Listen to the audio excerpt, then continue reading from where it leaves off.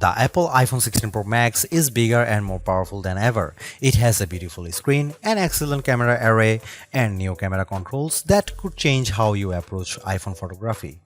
Power and battery life both get a boost to make this the big screen smartphone of your dreams. Apple Intelligence offers some useful and intriguing features, but it's not yet the thing that will or should drive upgrades. Still, if you have been holding on to an iPhone 12 or 13 Pro Max, this is probably the moment for a big screen upgrade. I know everyone wants to talk about Apple Intelligence, but it's the changes to the core iOS 18 platform that will have the biggest impact on your iPhone 16 Pro Max day-to-day use. Photos, for instance, has gotten a huge overhaul, and one that I'm not entirely sure makes it better. It's a situation of who moved my cheese, as many of your core features may have shifted or been replaced. The Photos app now defaults to search and collections, which might throw people who are expecting to see their photo library. Still, if they get used to using search for some natural language queries that yield useful image results, they might be pleasantly surprised. The iOS interface is now more customizable, and if you want, you can leave spaces in your app grids. You still can't place an app icon in space that, say, straddles two spaces in the invisible grid, but I think people will appreciate this new level of flexibility. Apple seems a bit obsessed with summarization. Summaries exist in writing tools and in the new Safari, which has a slightly hidden highlights feature. Look for a tiny hamburger menu on the left side of the address bar. You can use that to turn it on, and it will take, for example, a lengthy New Yorker article about Ronald Reagan and condense the thousands of words into a paragraph summary. Impressive. So, I worry that such a boil down might leave out important nonsense. There's even a new passwords app that consolidates and surfaces all the password feature Apple has previously hidden in features like keychain. Now you have an easy to access app to manage sometimes confusing password and security word. One of my favorite new iOS 18 features is Math Notes. Inside Notes, you can scribble any question, and when you put an equal sign at the end of it, Math Notes automatically solves it and writes the answer in what will look just like your own penmanship. It's a smart bit of machine learning. None of this is as sexy as Apple Intelligence, but this and the myriad of other changes coming with iOS 18 might be more readily practical than what you can currently do with Apple's AI efforts.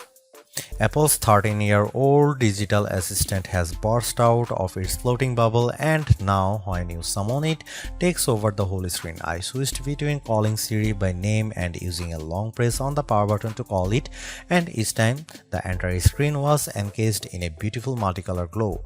The display almost appears to flash when you press that button, and when you make your request, the screen pulses in response. Siri really seems more alive than ever. This, too, might be the most exciting part of the update. Apple Intelligence features that give Siri access to information about you on the phone to make its responses more contextually relevant are not here yet, nor are app insights that might help dig into applications to enable features and actions. Instead, we get a Siri that is somewhat better at handling the ahs and ums that sometimes happens when you are trying to craft a Siri prompt. I found that Siri can understand some confused talk, although if you are nearly incoherent, Siri will be lost too. Siri did well on some question and was effective at opening the FaceTime camera when I said I wanted to take a selfie. It also did well when I asked how I could share my Wi-Fi password, returning a concise step-by-step guide. One other nice Siri update is the text to Siri. All it takes is 3 taps on the bottom of the screen to open a Siri window in which you can type in your prompt. It's a nice, discreet way of getting the answer or help you need. Writing tools, which you can find when you type text in notes, emails, or messages, offers to make your writing better in a variety of ways. I'm a confident writer and communicator in email and messaging, so AI assistance in these tasks doesn't appeal to me. There are 2 millions who feel otherwise and may find these tools useful. I noticed how while writing tools offers to make your text more professional, concise and friendly, it does a stellar job of never losing a misconstructing the meaning of your original text. Photos is where Apple Intelligence shines. The new cleanup option in Edit is effective at removing unwanted objects from phone. When I opened a photo and tapped the cleanup eraser icon, it immediately offered to remove a few people from the background of my photo. I wanted to keep them, so I choose an object I wanted to remove, drawing over it. Precision is not a necessity. I drew over parts of it and cleanup identified the complete object. When I took a picture of my wife at an outdoor restaurant, I noticed that you could still see all the cars parked behind her. I used cleanup to remove them one by one. It did a good job. In all, Apple Intelligence shows early promise, but compared Google Gemini and Galaxy AI, it seems a bit limited. Siri still doesn't have that open LLM feel where you could ask it almost any question or solve any problem. There is no AI image generation, not even the promised Gen emojis. It's still an English-only tool, and the promised third-party integration with ChatGPT and potentially Gemini have yet to materialize. It's a good effort, but this version of Apple Intelligence is not the one that will spark a billion upgrades. While Apple hasn't radically changed the iPhone's camera array, there are enough changes in hardware, software, and image processing, along with the aforementioned camera control button to make the imaging system feel fresh and new. On paper, we have just one notable megapixel upgrade, the 48-megapixel ultra-wide camera, which will not only improve wide-angle shots but has a measurable impact on macro quality. Still, even though Apple didn't squeeze a much higher pixel count into the main camera, it did upgrade the sensor and is promising much faster shutter speeds, and the autofocus is now enhanced with dual autofocus sensors. These are the kinds of incremental changes that should improve both the experience of using the quality delivered by the main camera sensor, but they are also hard to measure. More on that in a bit. The 12-megapixel 5x optical zoom is essentially unchanged from last year's iPhone 15 Pro Max. The biggest news here is found not on this phone but on its little brother, the iPhone 16 Pro, which also gets the Tetra Prism lens. Last year's Pro model was stuck with a just 3x optical zoom camera. Similarly unchanged is the 12-megapixel FaceTime camera on the front. Here are some camera samples of iPhone 16 Pro Max.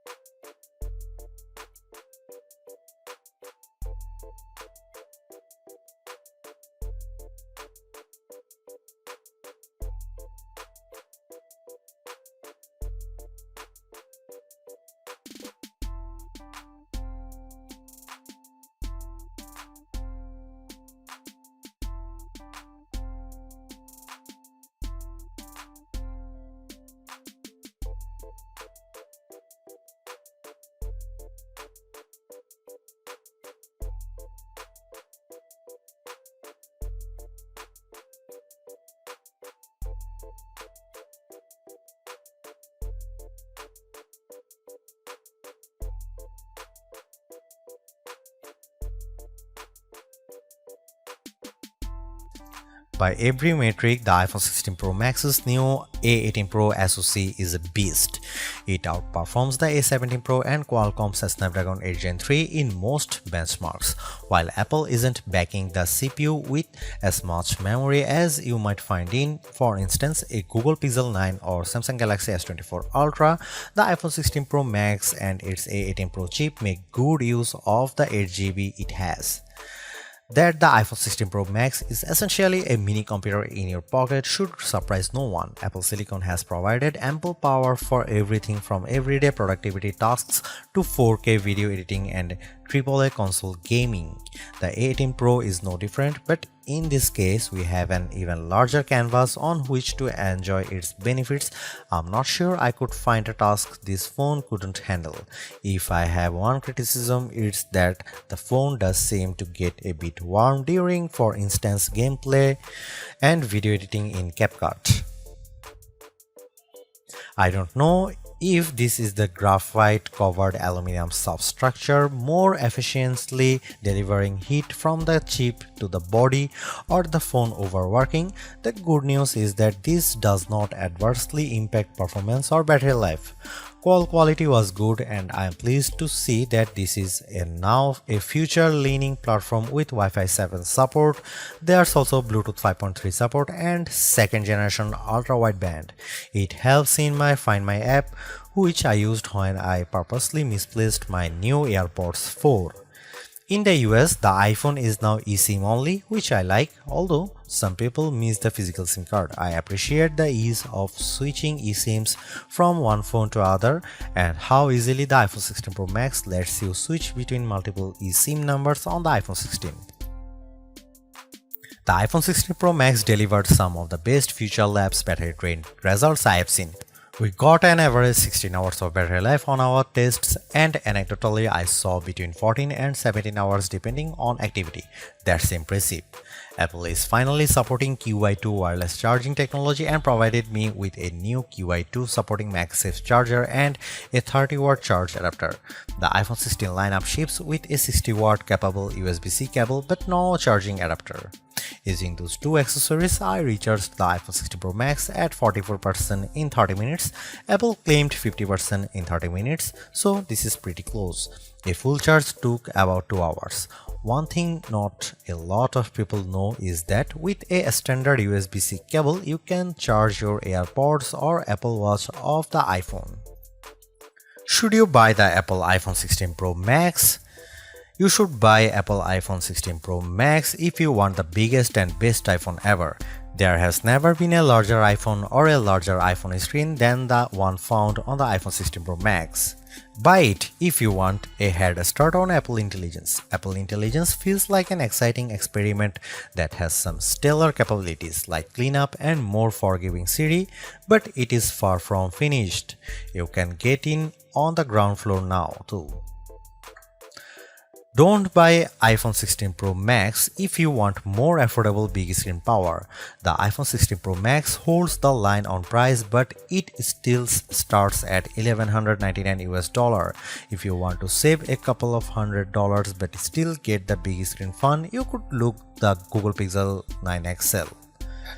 Don't buy it if you want more megapixels. While 48 megapixel is nothing to sneeze at, the Samsung Galaxy S24 Ultra offers a 200 megapixel main camera. The iPhone 16 Pro Max have everything we have come to expect in a year-over-year upgrade even without Apple Intelligence. The 6.9-inch iPhone 16 Pro Max have a slew of upgrades including a good battery life, outstanding photo and video chops and iOS 18. The iPhone 16 Pro Max are excellent phones worthy of a spot in your pocket if you can afford them.